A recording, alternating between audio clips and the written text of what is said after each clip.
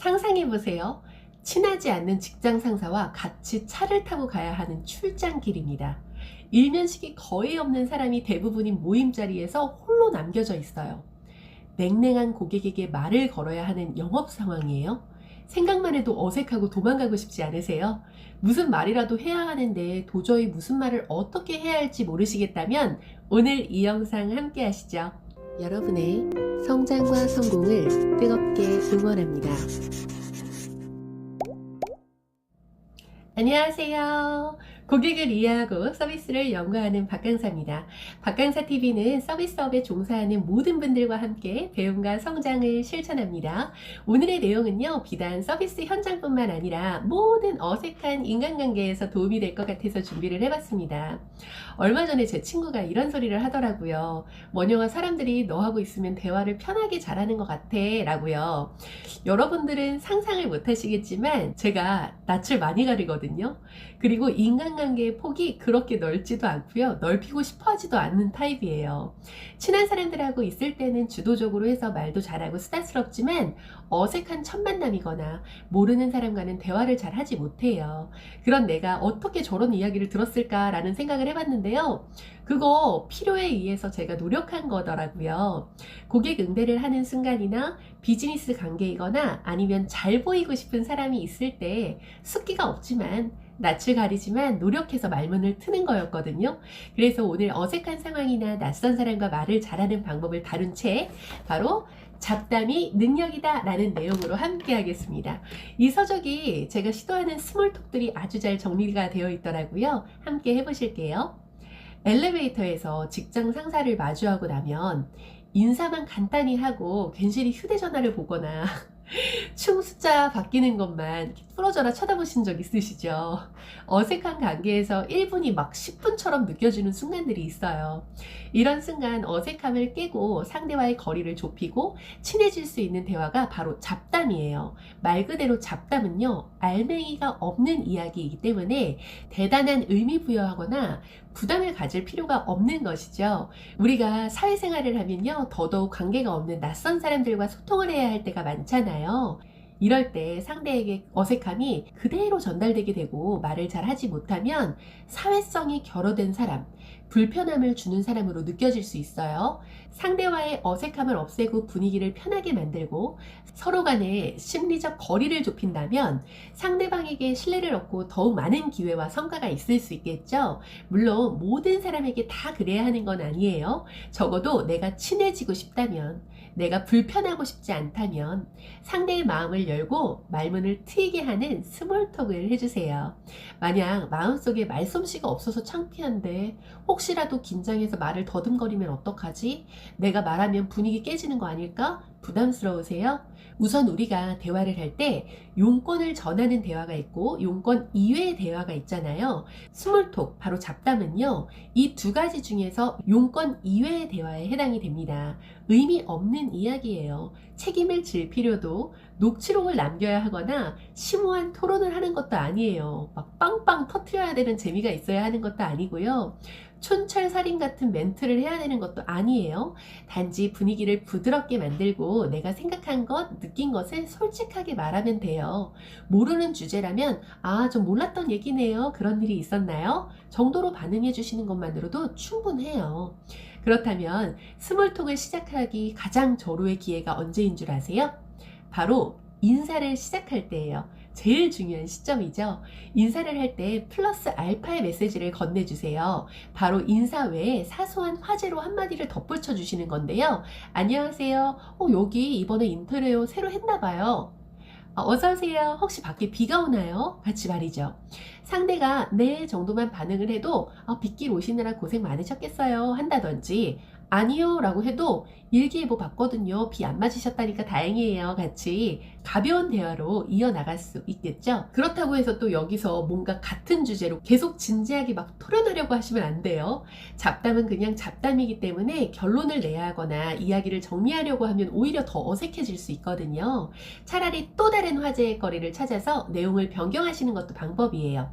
또 오래 이야기하지 않아도 괜찮아요. 그냥 맞장구만 치셔도 괜찮아요.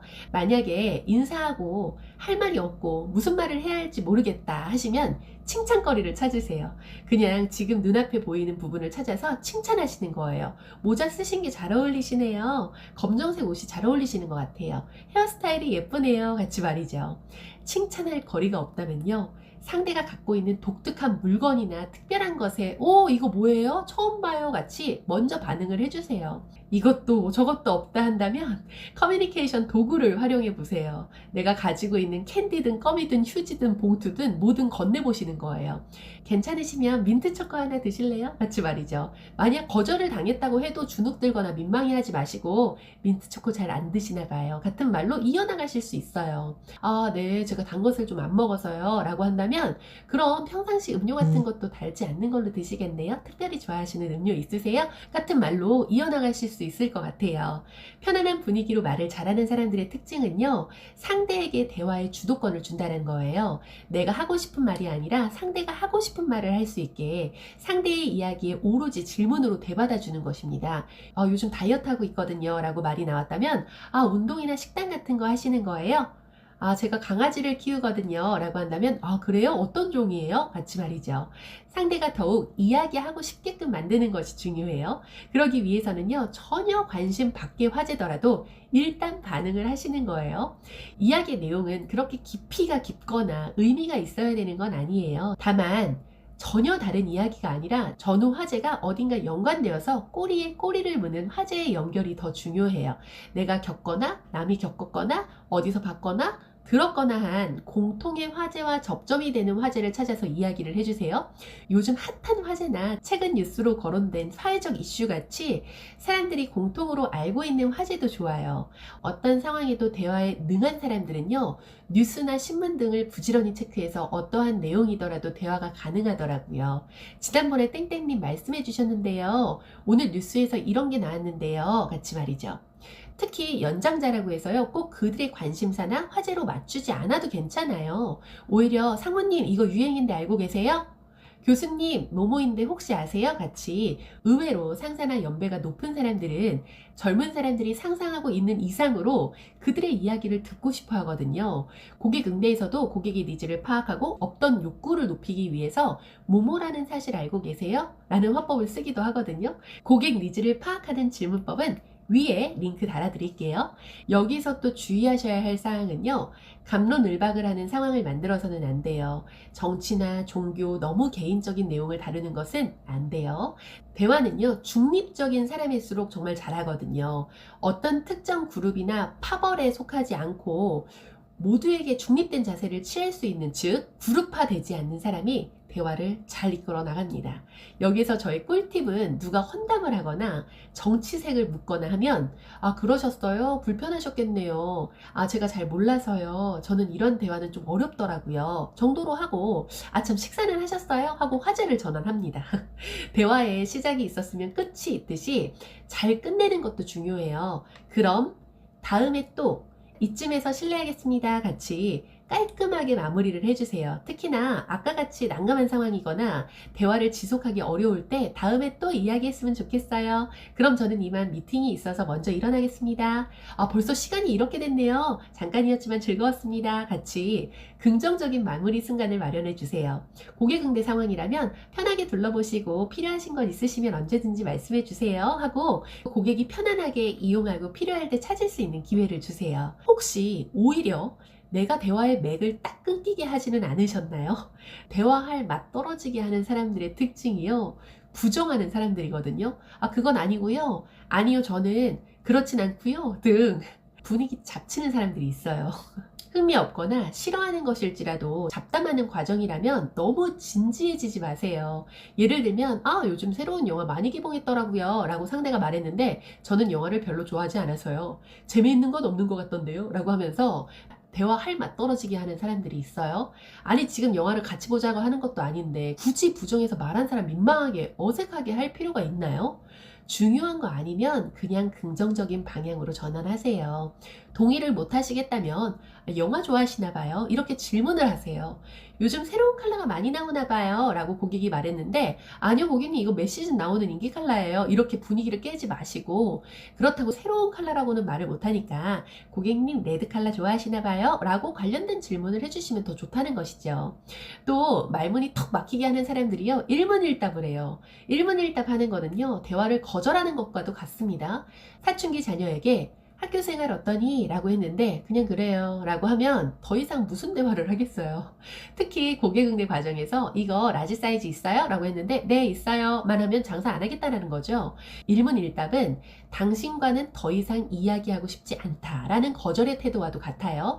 또 일전에 알고 있던 사람이라면 어제 만나서 이야기한 듯한 뉘앙스로 일전에 뭐뭐라는 말씀을 해주셨었는데 저번에 말씀해주신 땡땡 잘 진행되고 계세요? 같이 접점의 기억을 연결하면 더욱 대화가 즐거워지고 좋은 관계를 맺을 수가 있어요. 자, 이렇게 숫기가 없고 낯선 사람과의 관계에서 대화에 물꼬를 트이고 어색함을 친근함으로 살리는 스몰톡에 대해서 이야기를 나눠봤는데요.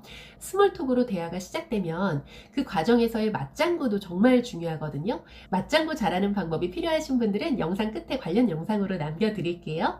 사실 내 뜻대로 내가 생각한 방향대로 대화가 흘러가지 않을 수 있어요. 그래도 괜찮아요. 화려한 말솜씨 필요하지 않아요. 그야말로 의미 없는 가벼운 대화입니다. 적어도 나로 인해 사람들이 불편하지만 않아도 성공이에요. 어색한 관계, 자연스럽고 편안한 관계로 만들고 싶으시다면 조금씩 실천해 보시면 어떨까요? 지금까지 여러분의 성장과 성공을 뜨겁게 응원하는 박강사였습니다. 감사합니다. 행복하세요. 응원해요 여러분. 성장과 성공을 함께하는 박강사가 있어요. 안녕.